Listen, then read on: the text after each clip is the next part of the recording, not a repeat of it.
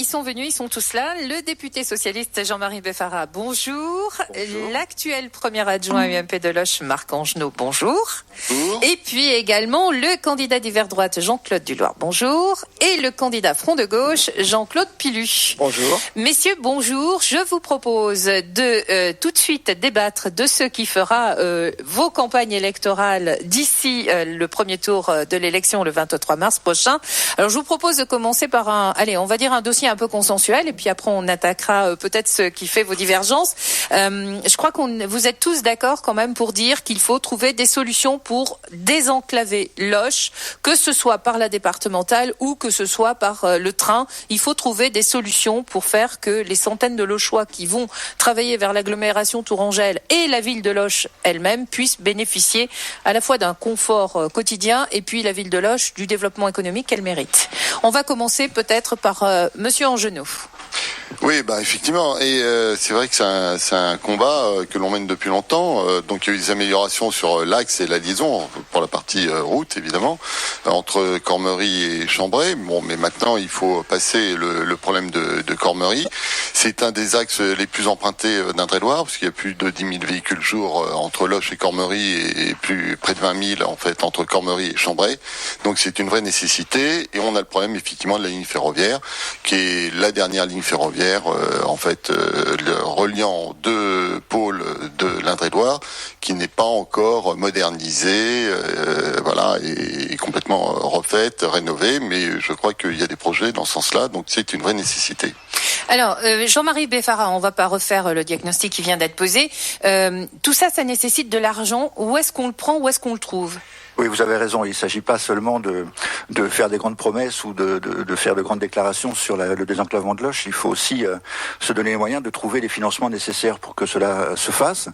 Nous sommes en ce moment dans la phase de négociation du prochain contrat de plan État-région. Donc, dans ce cadre-là, je suis intervenu auprès du président de la région et auprès du président du département pour que, dans notre département, la départementale 943 soit éligible au financement de l'État dans le cadre du prochain CPER, ce qui est assez exceptionnel puisque au départ seulement les routes restées nationales étaient éligibles.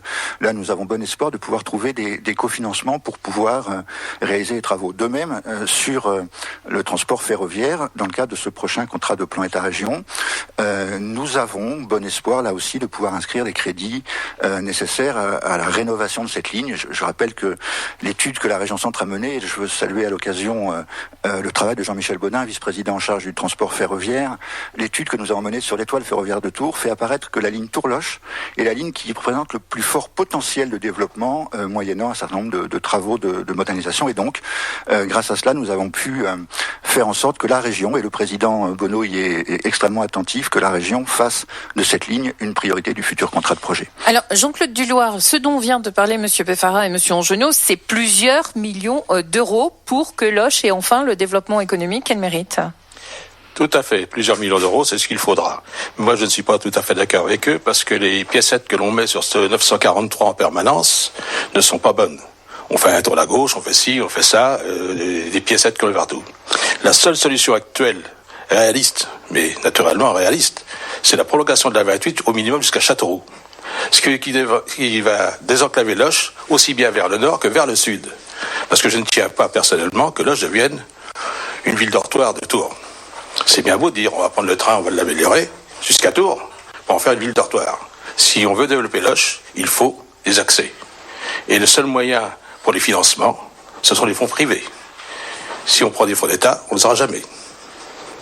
Monsieur Pilu, je vous vois tiquer quand vous entendez parler de fonds privés, mais on le sait, dans cette affaire, le nerf de la guerre, c'est l'argent. On disait plusieurs millions, je crois que le Conseil général a chiffré à environ 16 millions dans le prochain contrat avec l'État.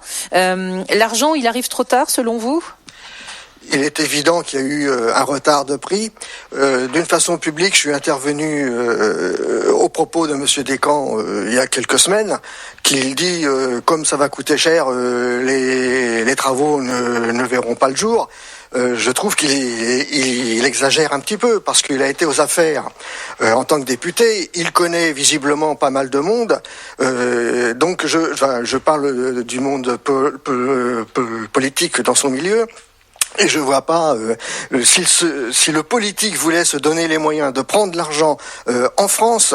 Je veux dire, l'argent existe, les richesses sont réellement créées.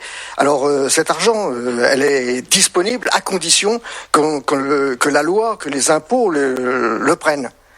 Alors justement, l'affaire des politiques, c'est ce que dit d'ailleurs l'économiste Michel Godet, qu'on entendra tout à l'heure dans le journal de 8 heures, c'est qu'en fait, dans cette histoire, c'est avant tout une volonté des politiques. Alors les politiques, vous êtes là autour de la table, il y a des projets pour Loches, et on va dire que ces projets ne se résument pas seulement à construire des hôtels, que ce soit au tribunal ou que ce soit à l'école Vigny. On va commencer par vous, à nouveau, Monsieur Angenot, puis on fera le tour. Les projets, c'est pas seulement les hôtels, c'est quoi d'autre? Parce que tous les Lochois qu'on a interrogés jusqu'à présent disent que ils vivent bien à Loches et ils ont les services, ils ont l'aspect pratique de la vie quotidienne, c'est plutôt bien à Loches. Alors qu'est-ce qu'on leur propose d'autre pour l'avenir? C'est un mouvement perpétuel et permanent. Donc effectivement, ils vivent bien. Ça fait 20 ans que Loches en fait se rénove, se modernise, se réforme. Bon, tout simplement, il faut continuer cette action et cette dynamique, et il faut surtout pas la casser. Donc voilà, mais ça nécessite effectivement des aménagements encore pour Loches. Nous avons des projets dits structurants qui sont ceux de la maison des associations, par exemple, avec la réhabilitation de l'ancienne piscine. Il y a le pôle scolaire Lamblardy, donc qui va voir le transfert de l'école Alfred de Vigny, justement, et là la création de la nouvelle salle périscolaire. Nous avons effectivement l'aménagement de toutes les cheminements d'où donc avec l'aménagement des différents carrefours. Nous avons la création d'un parking en fait de covoiturage. Enfin bon, il y a tout un tas de choses encore à faire et améliorer tous les services en fait à la population et le bien-être général de cette population qui, je crois, aujourd'hui reconnaît effectivement que Loches est une ville agréable à vivre. Est-ce qu'on augmente les impôts pour faire tout ça? Non, absolument pas. Nous ne les avons pas augmentés depuis 20 ans et nous continuerons. Alors, Monsieur Beffara, qu'est-ce qu'on fait pour Loches à part parler d'hôtels qui, pour l'instant, sont suspendus les uns les autres? Oui, enfin, parler d'hôtels, c'est aussi parler d'investissement privé. C'est évoqué tout à l'heure. Je crois que le fait de ne pas faire en sorte d'accueillir de façon correcte des investisseurs, quitte à discuter avec eux des projets, c'est pas seulement un problème pour les hôtels, c'est un problème pour le bâtiment, c'est un problème pour les artisans de Loches qui se voient privés de millions d'euros qui auraient pu être investis dans cette ville. Et donc, j'espère que nous pourrons reprendre la discussion avec l'ensemble des investisseurs pour que ces capitaux puissent servir l'emploi dans notre commune, parce que j'entendais Marc Angenot parler de maisons des associations, évidemment c'est nécessaire, j'entendais parler de circulation douce, évidemment c'est nécessaire, mais ce qu'attendent les Lochois, c'est aussi que cette ville retrouve le chemin du dynamisme économique, que des emplois soient créés, que de nouvelles entreprises s'installent, que le centre-ville soit redynamisé. Je crois qu'on a aujourd'hui des projets de construction en périphérie d'équipements commerciaux, pourquoi pas, mais il faut dans le même temps afficher une volonté très forte de soutien, d'encouragement, d'aide au développement du commerce dans le centre-ville. Et on ne peut pas dire que, au cours des dernières années, ceux qui avaient en charge cette question-là ont brillé par leurs idées ou par leurs propositions. On va y venir dans un instant. Monsieur Deloire. Les amis de Monsieur Beffara posent des recours contre tous les autres projets de création d'hôtels. Donc c'est intéressant quand même. Monsieur Deloire. Le seul problème qui existe à Loches, c'est l'emploi. Et l'emploi, pas l'emploi touristique, l'emploi sédentaire, qui dure, qu'il faut y fonctionner. Vous savez, j'ai été petit chef d'entreprise. Les gens venaient chez moi de Saint-Avertin et de Chambray travailler. Ils se déplacent, les gens. Il n'y a pas de problème. Il faut, si vous avez de l'emploi, ça ira tout seul. Le souci, c'est naturellement, comme nous l'avons dit tout à l'heure, c'est désenclaver Loches. Il faut absolument désenclaver Loches et la seule solution, ma foi, c'est d'avoir des voies de communication rapides. Monsieur Pilu, comment est-ce que vous voyez-vous Loches dans les prochaines années ? Je pense qu'il y a besoin d'une participation des habitants et des salariés dans les entreprises aujourd'hui. J'ai des témoignages avec lesquels je peux pas accepter, je peux pas les rendre publics parce que les libertés en France, c'est pas du tout évident quand on est dans une entreprise, et ça c'est un véritable problème.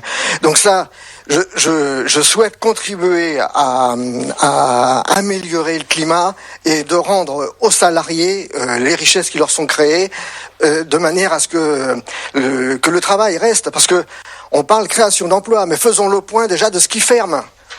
Et là, évidemment, c'est en dessous de 10 salariés, donc ça vient pas public, à mon grand regret.